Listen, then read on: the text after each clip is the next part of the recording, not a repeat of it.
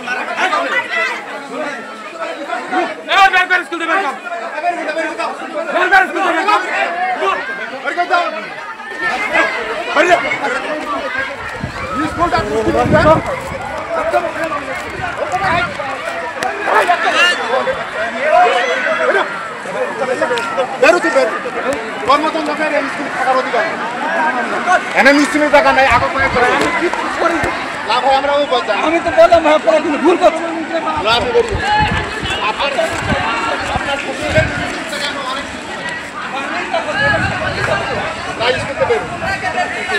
ভাই আমি তো শোনেন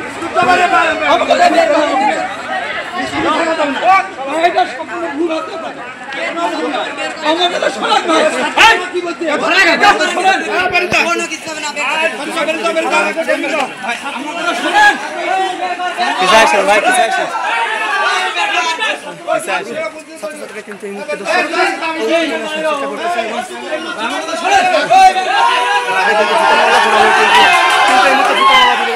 কিন্তু আমরা শুনতে পাচ্ছি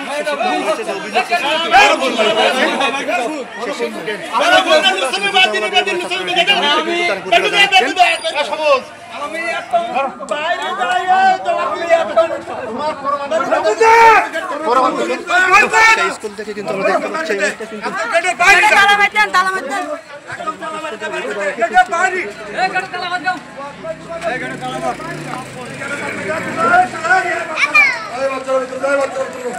তাদের কাছে আমি বলছি কি কোনো লিখিত অভিযোগ আছে, তারা বলে না, কোনো মৌখিক তাও না।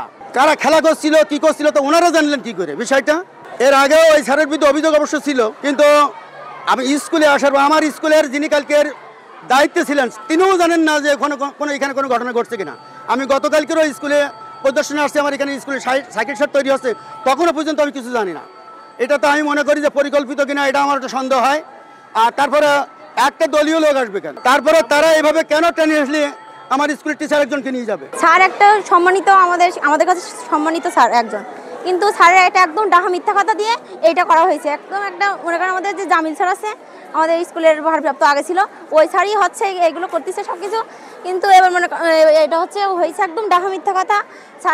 স্যার এখান থেকে নিয়ে যখন টানটানি যাচ্ছে তখন সব মনে করেন আমরা এখানে দাঁড়ায় আছি, কিন্তু আমাদের ভিতরে ঢুকতে দিচ্ছে না, ওই বড় বড় ভাইয়ের বাইরের ঢুকতে দিচ্ছে না। কিন্তু এবার প্রথম স্যারকে সবাই আমাদের ডেকেছে, স্যার হেড স্যার এখানে দাঁড়ায় আমাদের সম্পূর্ণ ডেকছে। স্যার বলতেছে কি তোমরা কোনো ভয় না নিয়ে তোমরা বাইরে যাও, গিয়ে স্যারকে উদ্ধার করে নিয়ে আসে, কোনো কিছু বলবে না। তা আমরা সবাই মিলে এবার গেছি, গেলে এখানে যারা বড় বড় ভাইয়েরা ছিল বাহিরে হুমকি দিচ্ছে, গালাগালি দিচ্ছে। আমরা তাকে নিবেদিত মন দিয়ে তাকে কিন্তু এখানে চাকরিতে থাকতে পারে, বহাল থাকতে পারে, সেজন্য আমরা সে সিম্পেথি তার উপরে দেখাচ্ছি। কিন্তু সে পুনরায় আবার এই অনৈতিক কাজে লিপ্ত হওয়ার জন্যে সে প্রস্তুতি নিচ্ছিল। তা আমরা এলাকাবাসী, আমরা সবাই সম্মিলিতভাবে ইউনিয়নবাসী চাচ্ছি যে ওই মাস্টারকে এখানে আমরা রাখবো না, আইনের পরীক্ষা আমরা রাখবো না, সেটা আমরা চাচ্ছি। তা আমরা বলছি তুমি এখানে থাকবা না। এটা হচ্ছে আমরা একদম ভুল ডাহা মিথ্যা কথা। এটা স্যার আমাদের বাবা এটা কখনোই করতে পারে না। এবং স্যারের যেভাবে অফিস থেকে ঘাট ধাক্কা দিয়ে বের করে নেওয়া হলো, এটার প্রতিবাদ চাই আমরা। স্যারের জন্য পা ধরে ক্ষমা চাই, পা ধরে ক্ষমা চাইতে হবে স্যারের, এবং স্যারের ফুলের মালা দিয়ে আমরা আবার নিয়ে আসছি। স্কুলে আসছি, স্কুলে আসার পরে বাইরে থেকে লোকজন আসছে, এসে আমার আগে হুমকি দিছে। হুমকি দেওয়ার পর আমি স্যারের ওখানে গেছি, সিরাজ স্যারের ওখানে। বলছে যে তুই কোনো স্যারের সাথে কথা বলতে পারবি না, তোর কোনো স্যার নেই, এসব বলছে। আরো বাজে কথা বলেছে ওরা। পরে ওরা এখানে রাখছে, আমার ডেকে কথা শুনেছে, শোনার পরে স্যারের মারতে মারতে নিয়ে চলে গেছে। আমি স্কুলে এসে দেখি যে বিএনপির 10 থেকে 12 জন স্থানীয় নেতা কর্মীরা, ইউনিয়ন সভাপতি, ইউনিয়ন সেক্রেটারি সহ আমার অফিস কক্ষে বসে আছে। ঢোকার সঙ্গে সঙ্গে আমি সালাম দিলাম, সালাম উত্তর দিল। বসলাম, আমি কি খবর? বললো যে আপনার শফিক স্যার গতকালকের দোতলায় এরকম একটা মেয়েকে পড়াইছে 37 মিনিট, দোতলায় একা একা একটা মেয়েকে কেন 37 মিনিট পড়াবো? আমি জিজ্ঞাসা করলাম যে আপনারা কি অভিযোগ পাইছেন, কার কাছে পাইছেন? ওরা বলে যে মাঠে খেলাধুলো করছিল তারাই আমাদের অভিযোগ দিয়েছে। আমি বললাম যে আমার তো সেই স্টুডেন্টের পক্ষ থেকে কোনো তো লিখিত কিংবা মৌখিক কোনো অভিযোগ আসে না। আপনারা খেলার মাঠে কারা কি বললো তাই শুনে আসলেন। তারপরেও আমি গতকালকে কিন্তু 10টার সময় আমি ঢাকাতে এসে আমি স্কুল ভিজিট করতে আসছিলাম। আমাদের যেহেতু এখানে একটা সাইকেল শেড হচ্ছে নতুন, তা আমার তখন 3য় 4র্থ শ্রেণীর কর্মচারী কিন্তু স্কুলে ছিল, তখন কিন্তু ঝাড়ুও দিচ্ছে। তখনও তো আমি কিছু জানি না। তাহলে তারা কিছু জানলে আমাকে বলতে আসছি, জিজ্ঞাসা করলে বলছে না এমন ধরনের কোনো কিছু আমরা জানি না। তারা তো গেট টেট সব বন্ধ করে চলে গেছে। এটা সম্পূর্ণভাবে, আমি যেটা এখন বুঝছি, সম্পূর্ণভাবে পরিকল্পিত। এবং এই মেয়েটা যে সকালে একটা মানে 2 রকম একটা কথা হয়েছে যে আমি উপরে যাইনি, ওরে তার আগে ওরা থ্রেট দিছে, এমন থ্রেট দিছে, একটা পিচ্ছি মেয়ে ওরা থ্রেট দিছে, সেই থ্রেটের ভয়তে হয়তো সে কথাটা উল্টো পাল্টা বলছে।